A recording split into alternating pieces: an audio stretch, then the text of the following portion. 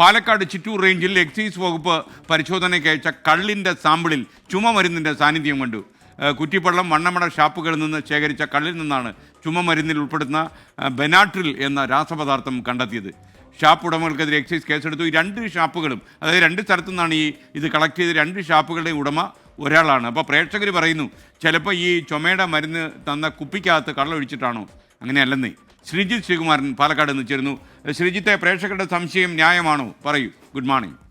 Very good morning SKN. ആ സംശയത്തിന് യാതൊരു തർക്കവും വേണ്ട. ആ സംശയം വെറുമൊരു സംശയം മാത്രമാണ്. പക്ഷേ ഇത് പിടിച്ചിരിക്കുന്ന കള്ള് ഷാപ്പിൽ നിന്ന് പിടിച്ചിരിക്കുന്ന വലിയ ടിന്നുകളിൽ നിന്നാണ്. എങ്ങനെയായാലും ഈ വെനാഡ്രിൽ എന്ന ഈ ചുമമരുന്നിൻ്റെ അല്ലെങ്കിൽ ഈ കഫ് സിറപ്പിൻ്റെ സാന്നിധ്യം ഉണ്ടാകാനുള്ള യാതൊരു സാധ്യതയുമില്ല. അതിൻ്റെ അടിസ്ഥാനത്തിലാണ് ഇതൊരു പരിശോധന.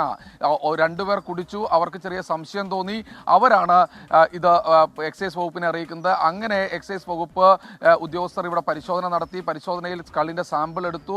അതിനുശേഷം ഇത് കാക്കനാട്ടെ ലാബിലേക്ക് പരിശോധനയ്ക്ക് അയച്ചു. കൃത്യമായ രീതിയിൽ ഇത് ചുമമരുന്നിൻ്റെ സാന്നിധ്യമുണ്ട് എന്ന് കണ്ടെത്തിയിരിക്കുകയാണ്. ഇന്ന് ഒരു ഉച്ചയോടുകൂടി എക്സൈസിൻ്റെ ഉദ്യോഗസ്ഥർ ഈ ഒരു പരിശോധനയുടെ ഭാഗമായിട്ടുള്ള കൂടുതൽ വിവരങ്ങൾ പുറത്തു പറയുമെന്നാണ് പറയുന്നത്. രണ്ട് ഷാപ്പുകളുടെയും ലൈസൻസി ഒരാൾ തന്നെയാണ്.